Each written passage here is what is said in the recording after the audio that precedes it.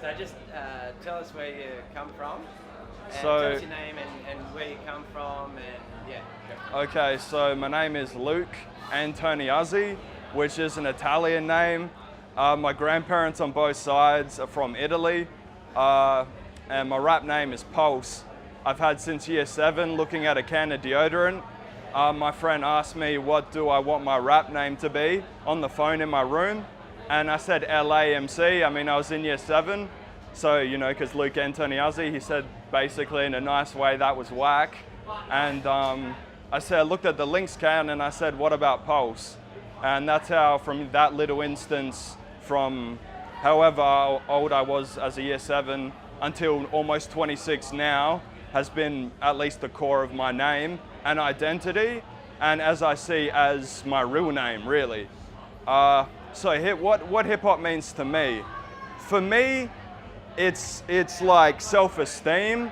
It's because that's the thing I base so much of what makes me great on, and it really, at this point, it affects everything I do. So I converted to Islam, or they say reverted, because of hip hop music, like Poor Righteous Teachers in Rock This Funky Joint. You know, like Nation of Gods and Earth had the slang. It wasn't the same thing, but they said the words. Stop there. That's it. That was like destroying our interview all the time. I live in Leichhardt, so it's like it's destroying my life.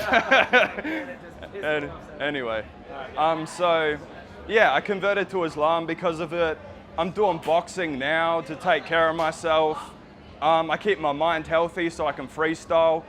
I've taken also bullying from high school, and I've turned that around into a positive thing because I was introduced at that bad school to hip hop culture, which is everything I'm about. So I forgive everyone from my past. Everyone. Like I don't have one person I hate right now. Yeah, and if I do, in 3 months I won't anyway. So. What has hip hop taught you? Like, what is the main thing you've got from hip hop? Oh, purpose. Say the main thing I've learned from hip hop, and go from there. So what I've learned from hip hop. That is such a loaded question.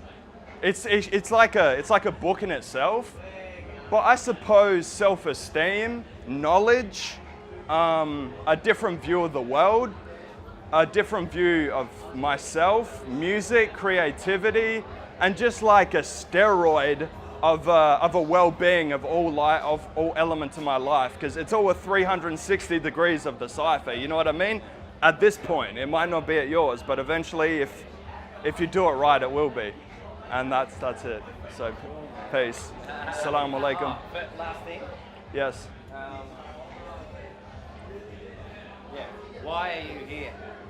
Okay. Well, Master Ace. I mean, the regime. I know a brother from the regime, and I think the instrumentation between the band and rapping, I want to experience that because I know DJ Primo did that years back, but with the DJing. So I think that concept's ill, and it's kind of more neo. Like, it would be a good progression into modern music. And also, yeah, Master Ace is an OG. Probably, I would say, just from, you know, guessing hard, he'd be probably top 5 most famous MCs from Brooklyn. Sitting on Chrome was ill. He called me out because when I talked to him, I said the joint progression, and I said produced by the Snow Goons, but it was actually on their channel. It was produced by someone else. So sorry, Ace. But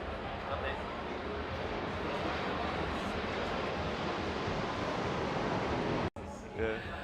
So yeah, I'm paying homage to Ace, and I just want to hear some old school boom bap, really, nowadays. I mean, he's almost as old as my dad, so I knew that, but then when I read it, I was like, oh wow. You know, so these people are dying off, and in a way, me being a boom bap head or a horrorcore head or whatever I want to be, because I can be, it's versatility too. I learned versatility in hip hop because it's a beautiful music, and music in itself is getting more versatile, and they're all combining together.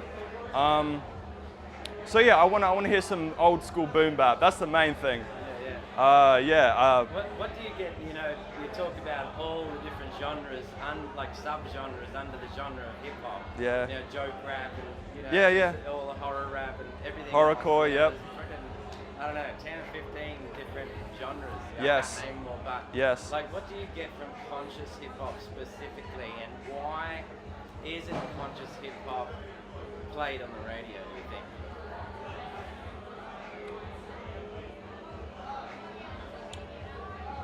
Yeah, at that seminar of the 4 elements, they were building on it. But yeah, I think it is to weaken people, but at the same time, it's because of the consciousness of the because youth nowadays, they're idolizing the wrong things, and one of them being drug use, and especially the wrong drugs. Like, it's seemingly now, since weed got legalized in a lot of the US, they're like doing Xanaxes and codeine, and guess what? I have schizophrenia, by the way, I just want to say. And they're the drugs I could abuse as like a psychiatric drug. I could do codeine easily, I've done it before, well, no comment. But yeah, Xanaxes and all that. So,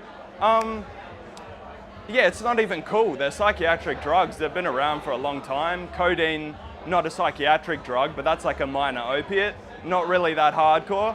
I think we should be idolizing more gangster or more powerful things. That's what I mean by gangster.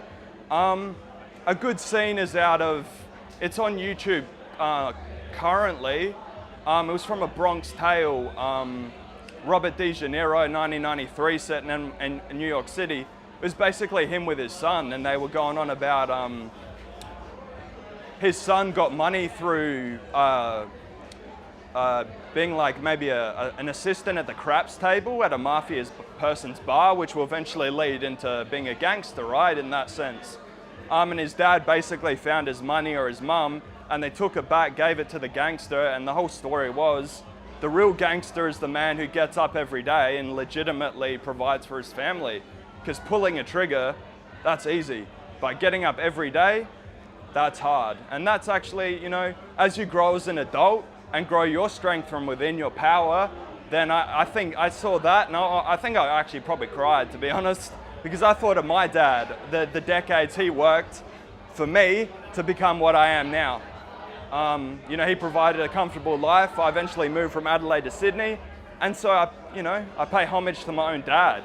I mean, that's even an understatement, but just family values. You've got to love your parents if they're good, and if they were bad, see the good out of it. It's like optimism. It's knowledge, and yeah, you don't want to get stuck with the negative things, which they are. I don't know why, to be honest, but maybe it's just whatever they make money off of. So kids maybe, like when I was in high school, we're talking about me having schizophrenia now. I used to smoke a lot of weed. So when I was in high school, I dealt with my problems just smoking weed, but also rapped as well. But that was my main thing, alcohol, weed, and whatever. So I can understand, it's for the youth. And if I was growing up in Sydney now in that state, I probably would be on the same kind of stuff. But if you can, and you have the ability, it's like a kid, or maybe in high school, practicing Islam. It's the same thing almost. It's that knowledge of what's good for you when you're young, which you don't always have, and that's okay. But yeah, so could be a number of reasons. It's a very loaded question, and I don't know exactly. But I would just say money and marketing things to the youth, and probably, yeah, they do want because it is true, they want minorities to be still down. That's 100% right, yeah. Including Muslims and Islam. Because when you see ISIS, the ones that are getting actually affected by them the most are the Muslims themselves, and I don't like it. I don't like any wrongly motivated terrorists to kill anybody, because it's bad for me and it's bad for people. As a Muslim, you kind of have a certain love for. As a Muslim, pick it up from there. Yeah. It's what on Leichhardt in the plains. Yeah, it's not as much as Leichhardt, so thank God. Yeah. But yeah, as a Muslim, yeah, I've learned a certain love for humanity, And I actually think, this is probably the most controversial thing I'm gonna say, is I see like horrorcore, like necro for myself, that was like conscious to me. Because he did that joint, I Need Drugs, with Uncle Howie, and you know, his uncle was doing drugs and his friend, and they were really wasted. And it's his blood uncle, you know, because I think his brother's Ill Bill, and that was his blood uncle. So Uncle Howie, the heroin, everything addict. And so when he made that joke and he was kind of making fun of him, my view of that was, so this is my uncle, I have this certain view of the world, I've lived pretty harshly, and you know, I'm kind of making fun of my uncle in a way, but it's because I see, I mean, necro obviously sees comedy. Sorry, I haven't been looking at the camera, man. I apologize to everyone. I want you to talk to me. Oh, okay, cool. But yeah, no, he has his own conscious way, and he has a very harsh view of the world, but I believe that I understand his view, and I think the underlying reasons are positive, my opinion. But it's obviously a certain market that will understand. Yeah. Last one. Okay. What do you know of Indigenous hip hop? Have you heard AB Original? Have you heard Birds? Have you heard Dobby, Monkey Mark, Brother Black, Last Connection, Rival MC? Have you heard any Aboriginal hip hop? And what do you think is important about the messages that they're delivering? You know what I have? I haven't deeply got into Sydney hip hop. Sorry, everyone. I don't, like very much at all. I listen to Forte and whoever I'm around. But I have watched that. I think it was Briggs on Vice. He went to the Indigenous, not Indigenous, my bad. But the youth detention centre as a little documentation in Sydney on Vice. I watched that, and I go to Redfern Community Centre, and yeah, I mean, I get involved. I know the importance. Oh, that's what I was going to say. I watched the Desert P Media. You know, the Aboriginal brothers, they write songs for youth groups to do raps in rural Aboriginal or Indigenous Australia. Well, all of Australia is Indigenous, but they're specific communities. So I watch a lot of that mainly. That's my connection to Indigenous hip hop. But I got to say as well, as a hip hop fan, especially from Adelaide, like listening to Culture of Kings, because you got to pay homage to like volume 1, 2, and 3.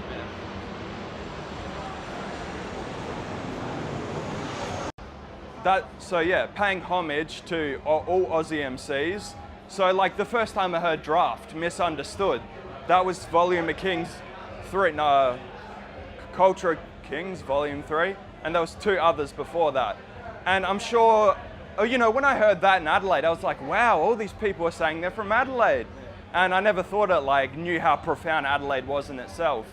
Sorry, I'll stop you there, because this main focus is on Aboriginal hip hop, but it doesn't matter that you haven't heard it. Yeah. Well, I've heard it, but yeah, just tell us what you've heard and why Aboriginal hip hop is important for, I guess, people to understand like the social ills of this country as far as like how Aboriginal people are treated. Still. Okay, so my rounding kind of just quick to what I was saying about Culture of Kings was, there's probably Indigenous brothers within that I don't know. Like I'm pretty sure there would be numerous ones. Because yes, it is very embedded into our culture, and that's another element we don't know. It's not obvious for a lot of people. And why it's important, because just say why Indigenous hip hop, yeah.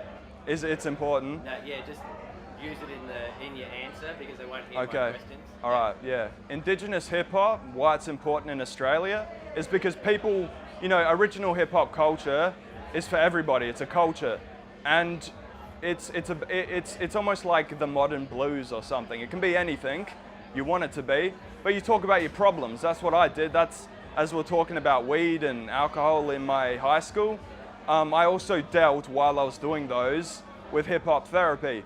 So yeah, it's for everyone, and Indigenous people do need to make their mark in any regard, and getting away from this kind of more drug culture.